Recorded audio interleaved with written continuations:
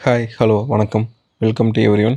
Welcome to இசை தமிழ். இதில நம்ம இன்னைக்கு பார்க்க போறது, கமல் நடிப்பில மணிரத்னம் இயக்கத்தில வந்திருக்க தக் லைஃப் அப்படிங்கிற படத்தோட ஒரு ஷார்ட் ரிவ்யூ தான். இவங்க 2 பேரோட காம்பினேஷன்ல இதுக்கு முன்னாடி 38 வருஷத்துக்கு முன்னாடி நாயகன் அப்படிங்கிற படம் ரிலீஸ் ஆச்சு.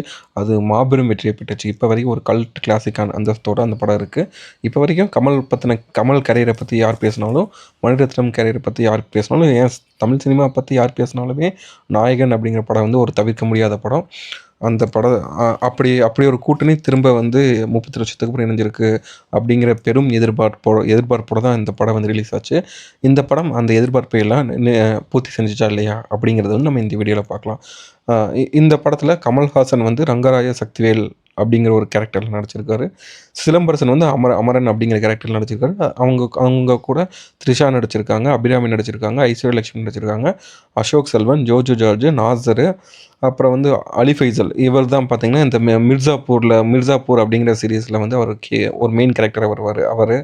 அப்புறம் பார்த்தீங்கன்னா இந்த சஞ்சனா கிருஷ்ணமூர்த்தி நடிச்சிருக்காங்க, சின்னு ஜெயந்த் நடிச்சிருக்காரு. இந்த மாதிரி நிறைய பேர் நடிச்சிருக்காங்க. மொத்தமாக ஒரு பெரிய நட்சத்திர பட்டாளமே நடிச்சிருக்கு. ஸோ அவங்கெல்லாம் வந்து இதில் வராங்க. அதுக்கப்புறம் இந்த படத்தோட பிளாட் என்னன்னு பார்த்தீங்கன்னா, அ கமல் வந்து சின்ன வயசுல காயல்பட்டினம்ல இருந்து டெல்லிக்கு போய் அங்க கேங்ஸ்டரா மாறுன ஒருத்தரு. அவர் அப்படி அங்க கேங்ஸ்டரா மாறுனப்ப அவரோட ஒரு 30 ஏஜ் அதில தான் அவர் ஏஜிங்கா வராரு.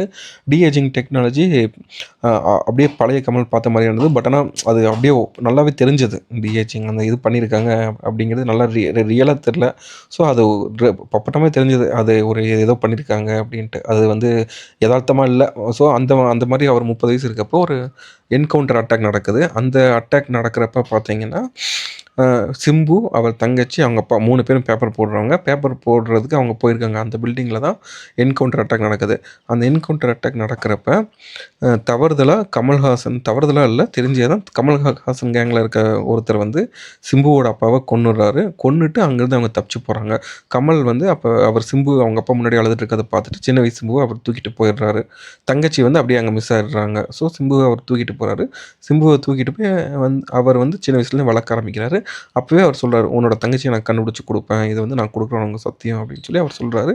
ஸோ அதுக்கப்புறம் அவங்க அ சிம்பு கமல் கூடயே வளர்ந்து கேங்ஸ்டரா மாறுறாரு. கமலுக்கு அப்புறம் சிம்பு தான் அப்படிங்கிற மாரி தான் அ அவரு அவரு அவரு வந்து வளர்ந்து வந்து நிக்கிறாரு. அப்படி இருக்கப்ப, அந்த கமல் கூட இருக்க மத்தவங்கலாம் கமல் கூட ஆல்ரெடி இருக்க ஆல்ரெடி இருக்க பிரச்சனைகளால சிம்புவ கமலுக்கு எதிரா திருப்புறாங்க.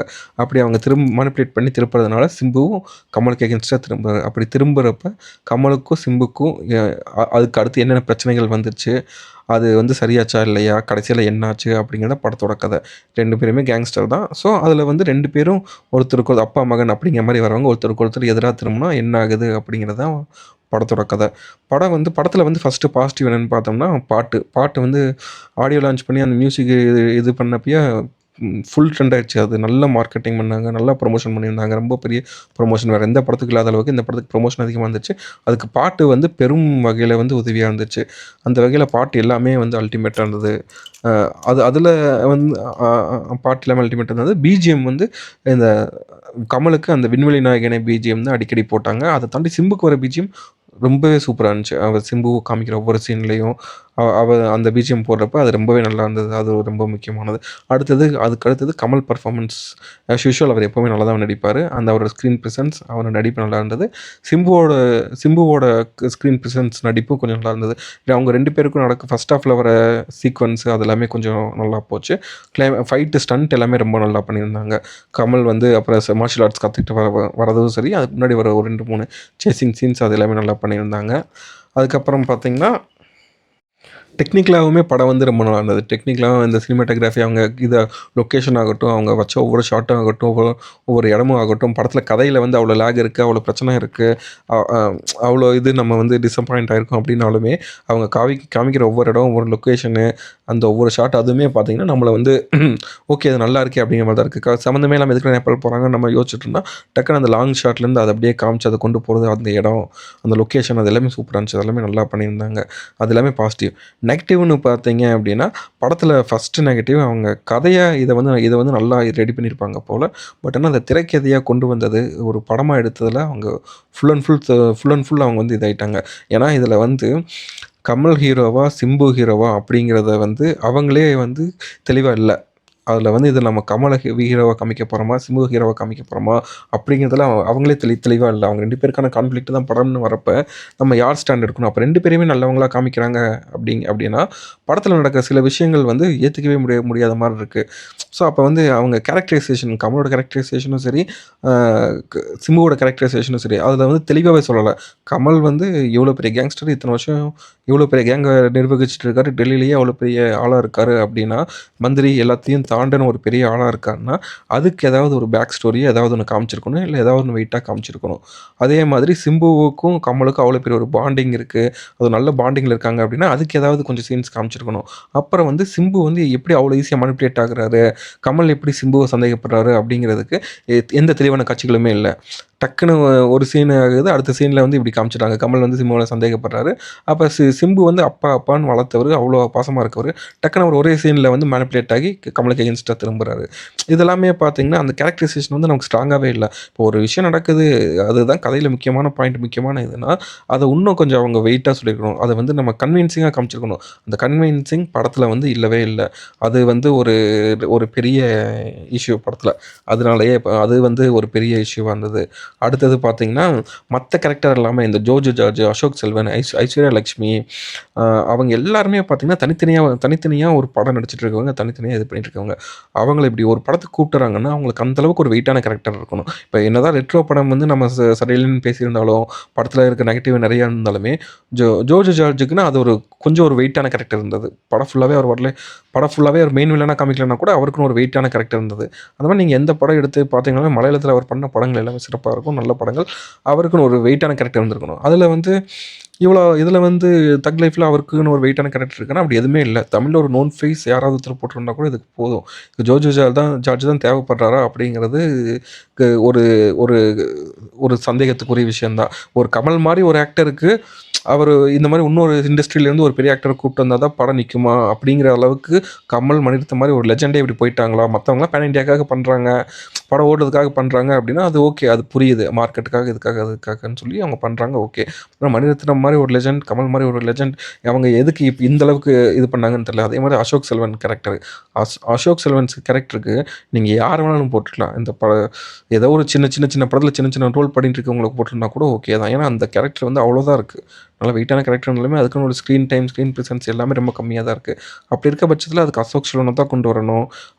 அதுக்கப்புறம் அந்த கேரக்டருக்கு ஐஸ்வர்யா லட்சுமிய தான் கொண்டு வரணும்னு எந்த தேவையுமே இல்லாதப்ப, அவங்க நெறைய இது வந்து திணிச்ச மாரி தான் இருந்தது. கன்டினியூஸா கொண்டு வந்து அவங்க திணிச்சுட்டே இருந்தாங்க. அந்த கேரக்டர்களுக்கான அந்த அந்த நடிகர்களுக்கான தீனி வந்து இந்த படத்துல இல்ல. கதையிலயும் இல்ல, இந்த படத்துலயும் இல்ல. ஸோ அது ஒரு பெரிய நெகட்டிவா இருந்தது. அதுக்கப்புறம் நீங்க ஸ்டோரி போறதே பார்த்தீங்கன்னா, தெளிவாவே இல்ல. டக்குனு ஸ்டார்ட்டிங்ல ஒரு சீன்ல காமிக்கிறாங்க. ஒரு ஒரு கொலை நடக்குது.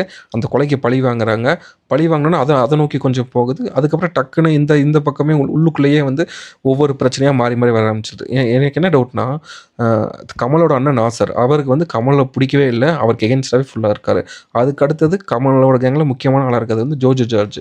அவரும் பார்த்தீங்கன்னா, டக்குனு ஒரு செகண்ட்ல வந்து கமலுக்கு எகென்ஸ்டா மாறுறதுக்கு அவர் யோசிக்கவே இல்ல. அவர் அப்படி இருக்காரு. அதே மாதிரி அந்த பக்ஸும் பார்த்தீங்கன்னா, ஆரம்பத்துல இருந்தே அவர் எல்லாத்தையும் நெகட்டிவா கமலுக்கு எகென்ஸ்டா திருப்புறதுலயே தான் அவர் இருக்காரு. அப்படி ஒரு கேங்ல இருக்கிற மெயினா இருக்கிற அவர் கூட இருக்க எல்லாருமே அவருக்கு எகென்ஸ்டா இருந்து, ஒரு ட்ரஸ்டபுளா யாருமே இல்லாதப்ப, அவர் எப்படி இவ்வளோ பெரிய கேங்ஸ்டர் ஆனாரு? இவ்வளோ வருஷமா அத எப்படி மெயின்டெயின் பண்ணாரு? அப்படிங்கிறது லாஜிக்கே இல்ல. அதிலேயே ஒரு பெரிய டவுட் ஆயிடுது. இப்ப வந்து இந்த கடைசியில ஒருத்தர் 2 பேர் அப்படி இருக்காங்க. துரோகிகளா இருக்காங்க. அவன் ஏதாவது பண்ணாங்க அப்படின்னா, அத நம்ம ஏத்துக்கலாம். ஓகேங்கிற மாரி. ஓகே அப்படி ஒருத்தர் 2 பேர் இருப்பான்னு அது லாஜிக்கா நம்ம ஏத்துக்கலாம். பட் ஆனா, அந்த கேங்ல அவருக்கு அடுத்து இருக்க எல்லாருமே அப்படிதான் இருக்காங்க. வரிசையா மேல இருக்க எல்லாருமே அப்படிதான் இருக்காங்க. சிம்பு ஒருத்தர் மட்டும் ரொம்ப இதா இருந்தாரு. கடைசியில அவரையும் அப்படி மாத்திடுறாங்க. சிம்பு விசுவாசமா அந்த மாரியே காமிக்கல. எகென்ஸ்ட்டா எதுவும் காமிக்காம இருந்தாங்க. டக்குனு அவங்க மேனிபுலேட் பண்ணோனே அவர் மாறிடுறாரு. அப்படி இருக்க பட்சத்தில, இப்படி எல்லாருமே அவருக்கு எகென்ஸ்ட்டா இருக்க பட்சத்தில, எப்படி எந்த எந்த பேஸ்ல அவர் வந்து இவ்வளோ பெரிய ஒரு கேங்ஸ்டர் குரூப்ப கட்டி எழுப்புனாரு. இவ்வளோ பெரிய கேங்ஸ்டரா இருக்காரு. அப்படிங்கிறது ஒரு பெரிய லாஜிக் மிஸ்டேக்கா இருந்தது. அடுத்தது த்ரிஷா கேரக்டர். இதில வந்து ஒரு அப்பா, மகன் மாரி கமல், சிம்புவ வச்சு அவங்களுக்குள்ள நடக்கிற கிளாஷு, அவங்களுக்குள்ள நடக்கிற கான்ஃப்ளிக்ட் தான் ஸ்டோரியா எடுக்க போறாங்க அப்படின்னு முடிவு பண்ணியாச்சுன்னா, இந்த படத்தில த்ரிஷாவ கொண்டு வந்தது பார்த்தீங்கன்னா, ஒரு பெரிய பிளண்டர் மிஸ்டேக்கு.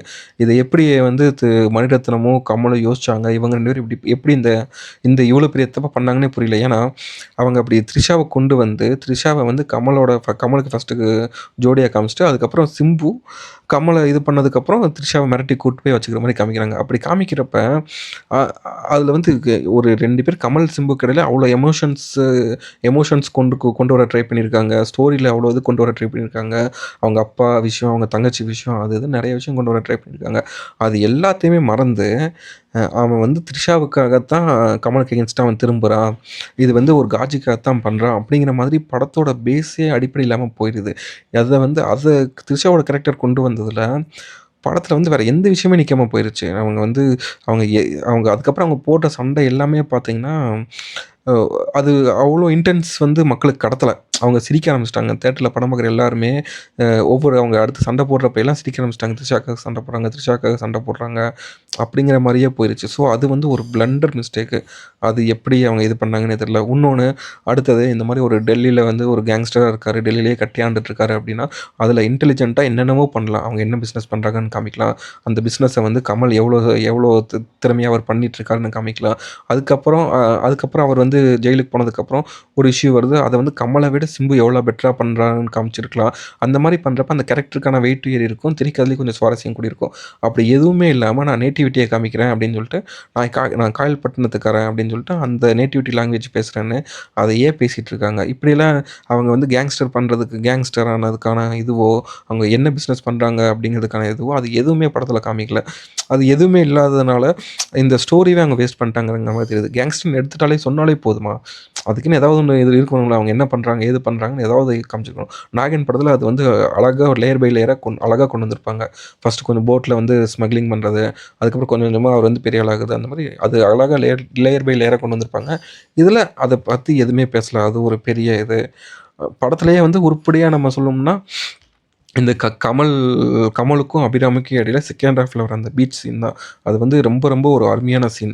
அ அது வந்து ஃபர்ஸ்ட் ஹாஃப்ல நடந்த சில விஷயங்கள வந்து மிக்ஸ் பண்ணி, அதில நல்ல எமோஷன்ஸ் வச்சு, கமலும் அத வந்து ரொம்ப நல்லா நடிச்சிருப்பாரு. ஓகே இது வந்து ஓகே பழைய மணிரத்னம் வந்துட்டாரு. இதில இதுக்கப்புறம் படம் நல்லாயிருக்குமா அப்படின்னு நம்ம எந்திரிச்சு உட்காந்தோம்னா, அதுக்கு அடுத்த சீன்லேயே சிம்புக்கும், த்ரிஷாவுக்கும் ஒரு பீச்ல அதே மாரி ஒரு சீன் வைக்கிறாங்க. அந்த சீன் பார்த்ததுக்கப்புறம் என்னடா இது இவன் என்ன இப்பதான் மனிதத்தனத்த பாராட்டணும். நம்ம செருப்ப கழட்டி நம்மளே அடிச்சுக்கணுங்கிற மாதிரியான ஒரு சீன் அது. அந்த மாதிரி படத்துல நெறைய சொதப்பல்கள், நெறையா விஷயம் வந்து ஏத்துக்க முடியாத மாதிரி, லாஜிக் இல்லாத மாதிரி நெறைய விஷயங்கள் வந்து படத்துல இருக்கு. இந்த ஸ்டோரி எப்படி கமல் எழுதியிருந்தாரு, இத எப்படி மனிதன மூக்கே பண்ணாரு, 2 பேரும் பேசி வச்சு எப்படி நடிச்சாங்க, என்ன ஏதுன்னு எதுவுமே புரியல. அப்படிதான் படம் போயிருச்சு. படத்துல மத்தபடி சொல்லிக்கிற மாரி பெருசா எந்த விஷயமே இல்ல. படம் ஃபுல்லாவே இப்ப எப்படி இந்தியன் 2க்கு வந்து எதுவுமே இல்ல, ஃபுல்லா நெகட்டிவ் தான் அப்படிங்கிற மாரி சொல்றோமோ, அதே மாரி தக் லைஃப்லயும் பாசிட்டிவா சொல்றதுக்குன்னு எதுவுமே இல்ல. அட்லீஸ்ட் அந்த முத்தமலை பாட்டு வச்சு, பாட்டையெல்லாம் வரிசையா வச்சு, ஒரு 10 பாட்டுக்கிட்ட வந்திருந்தது. அந்த 10 பாட்டையுமே அடுத்தடுத்து கொஞ்சம் கொஞ்சம் வச்சு, இடையில கொஞ்சம் சீன்ஸு உன்னாலே உன்னாலே படம் மாதிரி கூட பாட்டு இடையில 2, 2 சீன் வர மாரி வச்சிருந்தா கூட, பாட்டுக்காவது படம் ஓடியிருக்கும். இப்ப வந்து அதுவும் இல்லாம, நெறைய வந்த எல்லா பாட்டுமே பாதி பாதி தான் ஓடுது. ஜிங்குச்சா ஜிங்குச்சா அந்த கல்யாண சாங் தவிர மத்த எல்லா சாங்குமே பாதி பாதி தான் ஓடுது. வந்த கேரக்டரையும் கரெக்ட்டா யூஸ் பண்ணல. சாங்ஸையும் கரெக்ட்டா யூஸ் பண்ணல. எல்லாமே அப்படிதான் போயிருச்சு. ஸோ, மொத்தத்தில இந்த படம் வந்து பார்க்கலாமான்னா, கண்டிப்பா தவிர்க்கிறது நல்லது. அத தாண்டி ஓகே நீங்க ஒரு டைம் போய் பார்க்கலாம். கமல் ஃபேன், கமல் ரொம்ப பிடிக்கும். மணிரத்னம் டைப் ஆஃப் மூவிஸ் ரொம்ப பிடிக்கும் அப்படின்னாலுமே உங்களுக்கு வந்து ஏமாற்றமா தான் இருக்கும். ஸோ, மத்தபடி படத்தில வந்து சொல்லிக்கிறதுக்கு வேற எதுவும் இல்ல. இது இதுவரைக்கும் வீடியோ பார்த்த அனைவருக்கும் நன்றி. நம்ம அடுத்த வீடியோல இதே மாரி அடுத்த வேற ஒரு படத்தோட ரிவ்யூவோட நம்ம சந்திக்கலாம். நன்றி.